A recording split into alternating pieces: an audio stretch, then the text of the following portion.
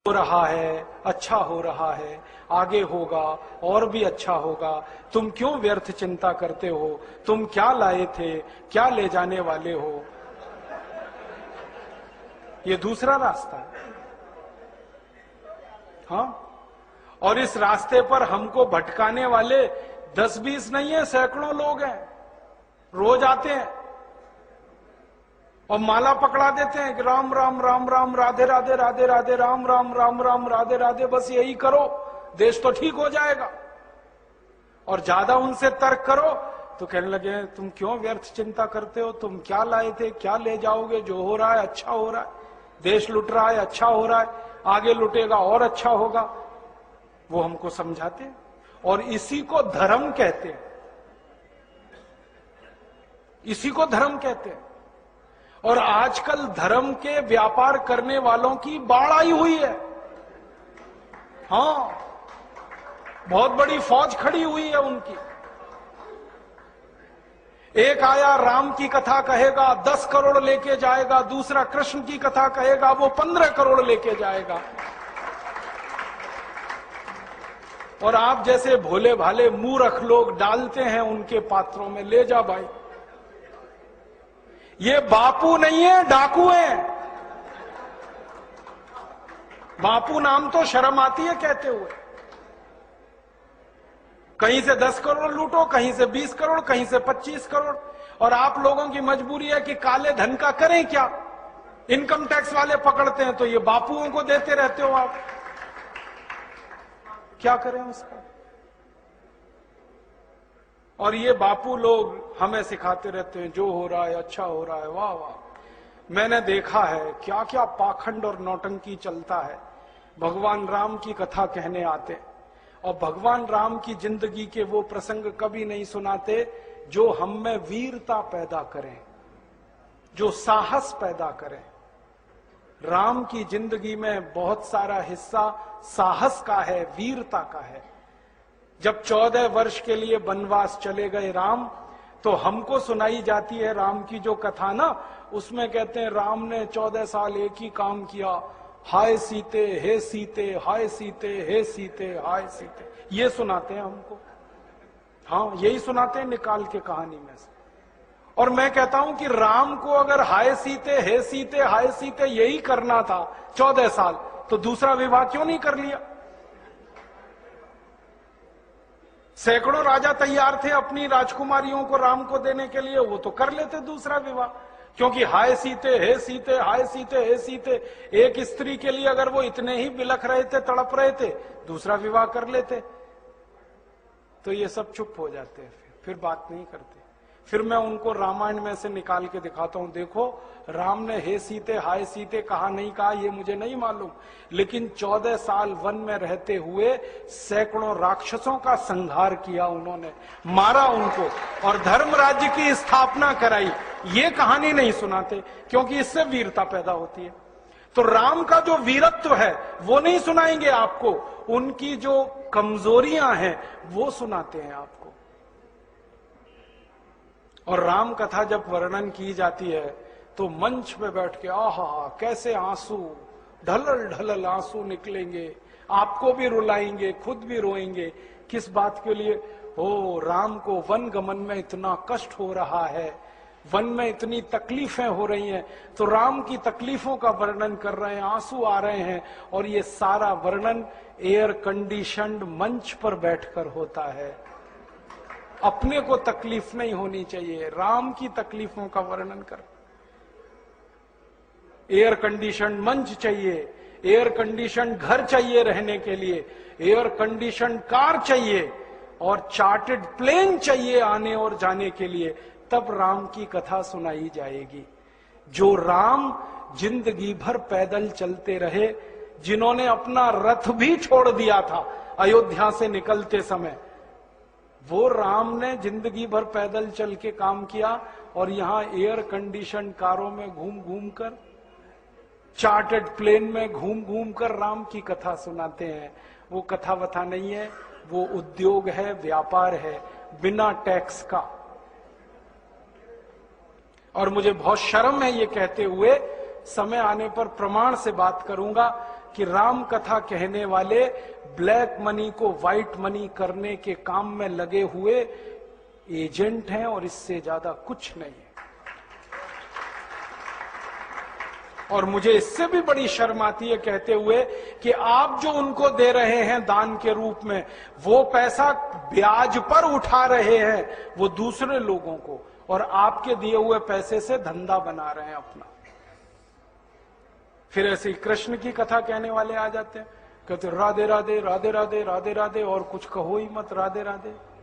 कंस को मारा, जरासंध को मारा, शिशुपाल को मारा, अधर्मियों को मारा, ये सब थोड़े में, राधे राधे राधे राधे बड़े में।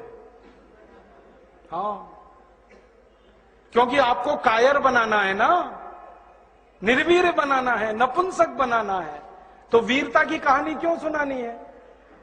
तो चुन चुन कर ऐसी कहानियां सुनाते हैं।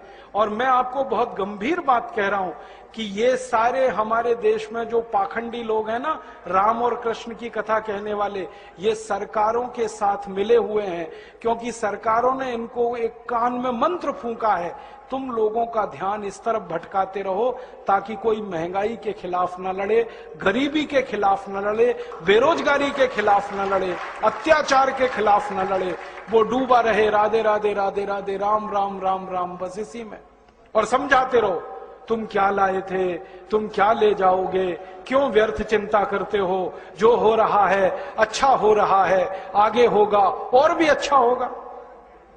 एक रास्ता ये है। अब दो रास्ते हैं अपने सामने, एक रास्ता भगत सिंह का, ऊधम सिंह का, चंद्रशेखर का, एक रास्ता हमारे ये धर्म गुरुओं का, पाखंडियों का, जो राम की कथा, कृष्ण की कथा। मुझे बहुत ऑफर आए हैं, मैं आपको दिल का दर्द बता रहा हूं, सच में कह रहा हूं, आपसे नाम नहीं लेता। मुझे ऑफर आए कि तुम कहां बेकार भटक रहे हो, मेरे साथ आ जाओ। मैंने कहा बापूजी क्या होगा उसमें? तो कहने लगे जितना मिलता है वो डबल हो जाएगा। मैं बोल रहा कैसे? तो उन्होंने कहा तुम्हारी वाणी में बहुत जोर है और मेरे पास लोगों की भीड़ इकट्ठा करने का, मजमा लगाने का तरीका है। मैं ऐसा डमरू बजाता हूं कि सब इकट्ठे होते हैं, और तुम्हारी वाणी में जोर बहुत है, मिलके लूटेंगे, थोड़ा तुम्हारा थोड़ा मेरा। ऐसे खुले ऑफर हैं मेरे पास। और मैं कहता हूं बापूजी माफ करो। क्यों? कहते तुम्हें पैसे नहीं चाहिए। मैंने कहा पैसे ही चाहिए होते तो बहुत रास्ते हैं मेरे पास, यही एक बचा है। पैसे ही कमाने हैं तो बहुत रास्ते हैं, ये एक रास्ता थोड़ी है। बहुत तरीके हैं, पैसे कमा लूं, घर बना लूं, बीवी बच्चे ले आऊं, करोड़पति हो जाऊं, 10 करोड़पति हो जाऊं, 100 करोड़पति हो जाऊं, बहुत आसान काम है ये तो। थोड़ी चालाकी हो तो सैकड़ों करोड़ बनाना बिल्कुल मुश्किल नहीं है इस देश में। फिर अंत में तो वही होगा ना, सैकड़ों करोड़ हो गए, एक दिन डायबिटीज होगी, एक दिन अर्थराइटिस होगा, एक दिन हार्ट अटैक आएगा, मैं मर नहीं वाला हूं। तो मरना तो है ही, वहां भी शायद जल्दी मरूं, क्योंकि जब शरीर में तामस वृत्ति आती है ना तो जल्दी मरता है आदमी। जब तक सात्विक रहता है तब तक थोड़ा दम रहता है, तो तामस वृत्ति आएगी, मरना मुझे वहां भी है। तो क्यों ना इस रास्ते पे चल के मरूं जहां सात्विक वृत्ति भी है, मरना है ये तो पक्का ही है, जिंदा तो कोई रहेगा नहीं। तो भगत सिंह का रास्ता क्या बुरा, ऊधम सिंह का रास्ता क्या बुरा, चंद्रशेखर का रास्ता क्या बुरा? कुछ करके मरो ना। मरेंगे ये सब भी, साधु संत पाखंडी, राम की कथा सुनाते सुनाते हार्ट अटैक आएगा, मरेंगे वो भी। डायबिटीज सबको हो रखी है, मैंने देखा है नजदीक से जाके, सब इंसुलिन लगाते हैं, खाते हैं गोलियां, अपनी डायबिटीज नहीं मिटा पाते, दूसरों को उपदेश देते फिरते।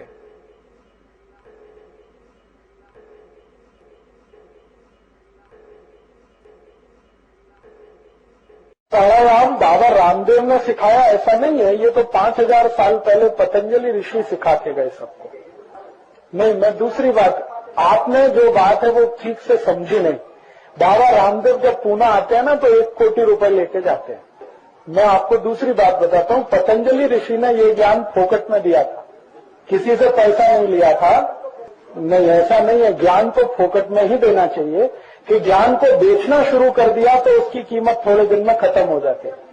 नहीं, फायदा हो रहा है, उससे भी ज्यादा हो सकता है कि वही प्राणायाम मैं आपको फोकट में सिखा सकता हूं, सबको मिलेगा।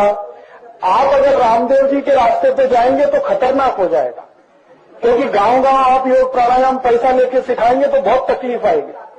तो कोई भी संत ने, भैया सुनो, कोई भी संत ने पैसा इकट्ठा नहीं किया, और जो पैसा इकट्ठा करता है वो संत नहीं होता। हमारे देश में संत की परिभाषा है कि जो 3 ऐषणाओं से मुक्त है, वित्तेषणा, पुत्रेषणा, लोकेषणा, 3 ऐषणाएं होती हैं। ऐषणाएं माने लालच। पुत्र का लालच जिसको है वो संत नहीं है, पैसे का लालच जिसको है वो भी संत नहीं है, और नाम सम्मान मिले उसका लालच है, वो तो बहुत ही खतरनाक है, वो बिल्कुल संत नहीं है। तो आज के जो संत हैं वो कोई भी हो, बाबा रामदेव मेरे दोस्त हैं, फिर भी मैं उनको ये कहता हूं कि आप संत तो बिल्कुल नहीं है, आप योग प्राणायाम का व्यापार करने वाले व्यापारी हैं। जिस दिन आप निःशुल्क शिविर लेंगे उस दिन हम कहेंगे कि आप संत हैं, क्योंकि आपने जिस गुरु से सीखा उसने कोई शुल्क नहीं लिया, तो आप कैसे शुल्क ले रहे हैं किसी ज्ञान के लिए? ये तो ज्ञान को बेचना हुआ, और ये तो अंग्रेजों से भी ज्यादा खतरनाक है। भारत में कोई भी संत को पैसा लेना ये बहुत बड़ा पाप है। संत के लिए तो है कि पैसे को छूना भी नहीं, क्योंकि उससे ऐषणा पैदा होती है, लालच। और उनका लालच पता है कितना बड़ा है? 100 कोटि इकट्ठा किया, अभी पेट नहीं भरा, अब कहते 1000 कोटि इकट्ठा करूंगा। पहले जब वो निकले थे योग प्राणायाम सिखाने तो कहते थे 100 कोटि आएगा तो बस, अब 100 कोटि से बहुत जास्ती आ गया, 600 कोटि आ गया, अब कहते 1000 कोटि आएगा तो बस। तो टाटा बिरला और रामदेव में अब क्या अंतर है?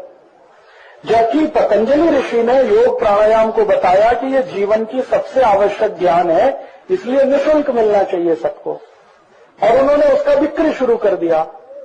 अब पुणे में कोई गरीब आदमी कैसे सीखेगा योग प्राणायाम? वो तो 2500 रुपए की टिकट नहीं ले सकता, 5000 रुपए की। लेकिन बीमारी तो उसको भी है, बीमारी कोटिपति को भी है, गरीब को भी है, तो गरीब तो बीमारी से बाहर निकलेगा ही नहीं कभी।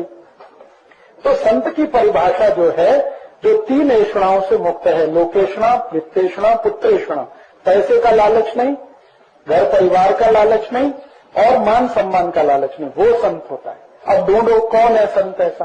बाबा सातारकर है क्या? मैं एक बार गया, मैंने कहा हमारे यहाँ भजन कीर्तन करने का, वो 50,000 रुपए पहले लाओ, फिर डेट मिलेगी। मैंने कहा अरे आपको तो संत कहते हैं, तो उनका जो कहते हैं सो कहते हैं, 50,000 पहले लाओ, उसके बाद डेट मिलेगी, तो 3 महीने बाद, 6 महीने बाद। तो मैंने तो उसी दिन से छोड़ दिया कि ये तो कोई संत नहीं है, ये सब धंधा करने के लिए निकले हैं। किसी को 50,000 लेना, किसी को 25,000, किसी को 10,000, किसी को 5,000। कोई अपनी सदिच्छा से दे वो बात अलग है, भावना से दे।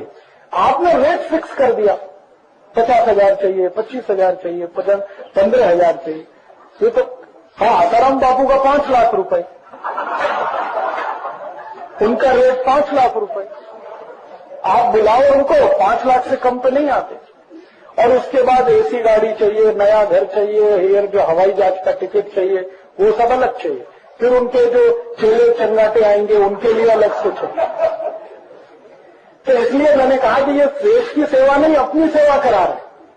पैसा इकट्ठा कर करके लेके जा रहे हैं, कोई हरिद्वार लेके जा रहा है, कोई अहमदाबाद लेके जा रहा है। परदेशी कंपनी लूट के परदेश लेके जा रही है, ये हमारे गांव से लूट के अपने गांव लेके जा रहे हैं। और वो कहते हैं हरिद्वार में आश्रम बना रहे हैं, तो आश्रम 1000 कोटि में बनता है क्या? और जहां आश्रम बनाना है वो उसका भी नियम है। भारत के शास्त्रों में सब नियम है।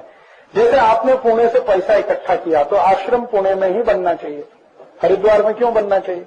क्योंकि जिन्होंने पैसा दिया उनको क्या लाभ मिलेगा आपके आश्रम का? अब पुणे वाले कोटि रुपए 2 बार दे चुके हैं रामदेव जी को, और उनको बीमारी आएगी तो हरिद्वार जाएं, फिर वहां से ठीक करा के लाए अपने को। तो ये तो बहुत खतरनाक धंधा है भाई, इसमें संतपना कुछ नहीं है, ये शुद्ध व्यवसाय है। किसी ने योग प्राणायाम का चालू कर दिया, किसी ने भगवान राम का व्यवसाय शुरू कर दिया। राम कथा कह रहे हैं 5 लाख रुपए की, कृष्ण कथा कह रहे हैं 5 लाख रुपए की, ज्ञानेश्वरी की कथा कह रहे हैं 5 लाख रुपए की। ये सब धंधेबाज लोग हैं, इनमें कौन संत है बताओ ना आप? हाँ, वो ठीक है। तो वही मैं कहना चाहता था आपसे, आपको मैं समझाना चाहता हूं कि संत की परिभाषा जो है जो पैसे से कुछ मोह नहीं रखता हो, जिसको मान सम्मान की, प्रतिष्ठा की चिंता ना हो, और जिसको कभी परिवार की तृष्णा ना हो, बीवी होनी चाहिए, बच्चे होने चाहिए, वो संत है। 3 लालच से मुक्त है, वो संत है, भले वो पढ़ा लिखा है नहीं पढ़ा लिखा है। तो इस परिभाषा पे आप कस कर देखो कौन संत है कौन नहीं है। जिसका टीवी में जाहिरात जाती है वो संत हो गया, ऐसा कुछ नहीं है। हो सकता है कोई गांव का साधारण व्यक्ति बड़ा संत हो, रामदेव जी से ऊंचा संत हो, सामान्य व्यक्ति। तो मैंने जो कहा है ना, बहुत सोच समझ के कहा है, और इन सबको मैंने बहुत अंदर से देखा है, 15 साल। तब मैंने तय किया कि मैं भगवा नहीं धारण करूंगा। इनको देखने के बाद मैंने तय किया, नहीं तो मैं भी कर सकता हूं, करोड़ों रुपए कमा सकता हूं। फिर आपको मेरा व्याख्यान सुनने के लिए टिकट लेनी पड़ेगी, 500 रुपए टिकट दो, 1000 रुपए टिकट दो। फिर मैं कहूंगा एक गुरुकुल बनाता हूं, उसके लिए पैसा लगेगा। तो बहाने तो 50 हैं पैसा इकट्ठा करने के, उसकी तो कोई कमी नहीं है। लेकिन वास्तविकता जो संत की है, मैंने भारत में घूम के देखा है, थोड़े बहुत संत हैं, मुश्किल से 4-5 पूरे भारत, मुश्किल से। नाम बताऊं, एक तो बहुत अच्छे व्यक्ति अभी स्वर्गवासी हुए, उनका नाम था राम सुखदास। राम सुखदास जी महाराज ऋषिकेश में थे, वो सच में संत थे। पैसे से कुछ लेना देना नहीं, मान सम्मान का कोई प्रश्न ही नहीं, और कोई पुत्रेष्णा नहीं। वो तो एक थे। एक अभी दक्षिण में है, जीवित है। वो कभी आपने अगर उनका प्रवचन सुना है, ये जो उत्तर कर्नाटक है ना, उत्तर कर्नाटक में ये धारवाड़, हुबली, बेलगाम, इस एरिया में उनका बहुत महत्व है। श्री सिद्धेश्वर स्वामी, उनको पैसे से कुछ लेना देना नहीं, और इतने निरपेक्ष आदमी है कि उनका जो वस्त्र है ना, उसमें जेब भी नहीं है। वो कहते हैं जेब लगाना तो ऐसा आएगी, जेब भी नहीं लगाना, ना ऊपर ना नीचे, कहीं नहीं। हाँ, जेब ही नहीं है, कुर्ते में जेब नहीं, और पजामे में जेब हो सकती है तो पहनते नहीं, लुंगी पहनते। उनको कुछ पैसे से लेना देना नहीं, और सिर्फ पैसे से ही नहीं, मान सम्मान से भी लेना देना नहीं। कोई टीवी पे नहीं आते, कोई अखबार में इंटरव्यू नहीं करते, लेकिन जब उनके व्याख्यान होते हैं ना तो हजारों लोग आते हैं, और वो सवेरे 3 बजे व्याख्यान करें तो हजारों लोग 3 बजे आते हैं सुनने के लिए। और जब व्याख्यान करें तो इतना धीमे बोलते हैं कि अगर थोड़ा भी हल्ला गुल्ला हुआ तो आप सुन नहीं सकते, इसलिए पिन ड्रॉप साइलेंस रहता है।